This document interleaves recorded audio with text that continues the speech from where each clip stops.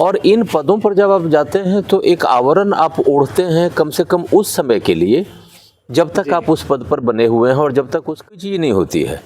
जीवन का आकर्षण उसकी स्वाभाविकता में है। अच्छा, आप टेम्स को देख के खुश हो सकते हैं। गंगा का प्राकृतिक सौंदर्य हर की पौड़ी में नहीं है, विदेश की तरफ भी ले जाएगा और ले जा रहा है, वो उसकी व्यवस्था है। लेकिन उसके साथ भी माटी की एक पुकार है, अगर उसकी उपेक्षा नहीं करें तो ये बेहतर है। नमस्कार, मैं हूं चंदन सिंह और आज जो हम चर्चा करने जा रहे हैं वो बहुत ही खास होने जा रहा है, क्योंकि उस शख्सियत से मैं आपको मिलाने जा रहा हूं जो परिचय के मोहताज नहीं है, और वो जो आपको कहेंगे वो अपने जीवन का अनुभव और जो चर्चा है वो खास होगा, क्योंकि वो आपके जीवन से सीधा जुड़ा हुआ होगा। मैं ज़्यादा इधर उधर की बातें ना करके सीधा आपको मिलाता हूं झारखंड के पूर्व आईजी अरुण कुमार सिंह से। सर, आपका बहुत बहुत स्वागत है। धन्यवाद चंदन जी। और आज आपसे बात इस विषय पे करेंगे कि आप प्रशासनिक सेवा में भी रहे और उस एक जीवन को भी आपने जिया, तो प्रशासनिक सेवा से लेकर अभी जो आप प्राकृतिक जीवन जी रहे हैं, इसका थोड़ा सा आप विषय रखें इसके बारे में। चंदन जी, जीवन को समग्रता में लिया जाना चाहिए। प्रशासनिक सेवा, पुलिस सेवा, न्यायिक सेवा, ये सब आपकी जीविकोपार्जन का एक आधार मात्र है, मूल है। जीवन के जो प्रारंभिक तत्व हैं, प्रारंभिक तत्वों में बदलाव नहीं होना चाहिए। जीवन का जो प्रारंभिक तत्व है उसकी सच्चाई है, उसका खुलापन है, आपका प्राकृतिक व्यवहार है। और इन पदों पर जब आप जाते हैं तो एक आवरण आप ओढ़ते हैं कम से कम उस समय के लिए, जब तक आप उस पद पर बने हुए हैं और जब तक उस कार्यालय में बैठ रहे हैं। जी जी। अगर आपने उसको ही सच्चाई और वास्तविकता मान लिया है, जी जी, तो आपका उस समय का जो आपका व्यावहारिक जीवन है वो तो कष्टपूर्ण हो ही जाएगा। जी जी। बाद में भविष्य और अंधकारपूर्ण हो जाएगा। इसलिए आपको दोनों को बराबर अलग रख के चलना पड़ेगा कि ये मेरा व्यक्तिगत जीवन है, वो मेरा व्यावसायिक जीवन है। जी। जीवन की सार्थकता इसी में है। आप देख रहे हैं कि पिछले कुछ सालों से आप वैदिक जीवन जीने के लिए प्रेरित खुद अपने आप को भी कर रहे हैं और साथ में लोगों को भी आप प्रेरित कर रहे हैं। ये वैदिक जीवन जैसी कोई चीज़ नहीं होती है। जीवन का आकर्षण उसकी स्वाभाविकता में है। अच्छा, आप टेम्स को देख के खुश हो सकते हैं। गंगा का प्राकृतिक सौंदर्य हर की पौड़ी में नहीं है। जी। गंगा का प्राकृतिक सौंदर्य सप्तऋषि घाट में है। जी। गंगा का प्राकृतिक सौंदर्य आपके दियारे में है। जी। वहाँ गंगा प्राकृतिक रूप में है। हर की पौड़ी में गंगा को टनल के रूप में कृत्रिमता का दे के बनाया गया। प्रवाह में तीव्रता हो सकती है, प्रवाह में स्वाभाविकता नहीं है। वैदिक जीवन जैसी कोई चीज नहीं है। जीवन की सार्थकता उसकी स्वाभाविकता में है। स्वाभाविकता में आप जब स्वाभाविक ढंग से आपने मुस्कुराना छोड़ दिया, तब आप कहने लगे ग्लैड टू सी यू। होता क्या है, ये स्वाभाविकता देखिए कि पुरुष का सौंदर्य उसकी लंबाई में हुआ करता था। आपकी लंबाई घटने लगी, आपने हाई हील जूते पहनना शुरू किया। पुरुष का सौंदर्य उसके प्रशस्त ललाट में हुआ करता था। आपका ललाट सिकुड़ने लगा, बाल अपने ऊपर की तरफ झाड़ना शुरू किया। पुरुष का सौंदर्य चौड़ी छाती में था, चौड़ी छाती सिकुड़ने लगी, आपने बैगी शर्ट पहनना शुरू किया। आपका सौंदर्य आपके गेस्ट के आने पर मुस्कुराहट में, खिलखिलाहट में, भाव भंगिमा में था। वो चीज़ खत्म हो गई, आपने ग्लैड टू सी यू कहना शुरू किया।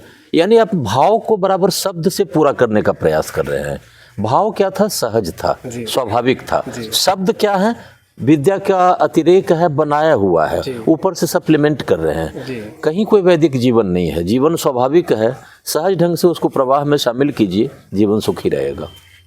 जिस तरह लोग अब उस गांव की मिट्टी को छोड़कर शहरों की ओर जीवन जीने को लेके प्रेरित हो रहे हैं और कहीं ना कहीं वो आधुनिकता में अपने जीवन को भटका रहे हैं, इस पर आपका क्या विचार होगा? ये एक संघर्ष है, ये एक संघर्ष है। जीवन के रूप अलग होंगे, जीविका का प्रवाह व्यक्ति को अलग खींच के ले जाएगा, और ये प्रवाह उसको गांव से शहर की ओर ही नहीं, देश से विदेश की तरफ भी ले जाएगा और ले जा रहा है। वो उसकी व्यवस्था है।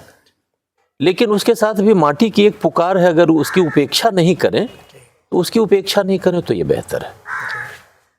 माटी को कहीं ना कहीं लोग बाहर जाके भूल जा रहे हैं, क्या उन्हें नहीं माटी से जुड़ा रहना वो चाहिए? क्षण भर के लिए इस चीज को भूल जाते हैं कि फिर से उसी माटी में मिलना है जहां से वो पैदा हुए। नहीं तो इसके बिछुड़ने का जो दर्द है, जो अमेरिका में रह रहे हैं, कनाडा में रह रहे हैं, जिनके बच्चे अब हैलोवीन मना रहे हैं, उनके पिता से पूछिए, जो यहाँ बहुत परिश्रम से पढ़ के अमेरिका गए हुए थे। मेरे एक परिचित हैं जो कि बिहार में अगर रहते तो डीजी से रिटायर करते, बीच में उन्होंने रिज़ाइन किया, और वो जब हैदराबाद आए हुए थे 6 दिनों तक उन्होंने अपना टी शर्ट नहीं बदला। उन्होंने यही कहा, अरुण जी ये टी शर्ट इस एकेडमी का खरीदा हुआ है। हमने पूछा कि आप अमेरिका जाके खुश हैं? बोले ये सब कठिन प्रश्न मत पूछिए, मेरे बच्चे खुश हैं, हम और पत्नी खुश नहीं हैं, जबकि हम लोग 22 साल से रह रहे हैं। ये मर्म और दर्द कहीं ना कहीं रह गया। नेचुरली मैं खुद झारखंड में रह रहा हूँ, झारखंड में काफ़ी हरियाली है। झारखंड की हरियाली बिहार से विस्तृत जरूर है, लेकिन उसकी हरियाली में जीवन नहीं है।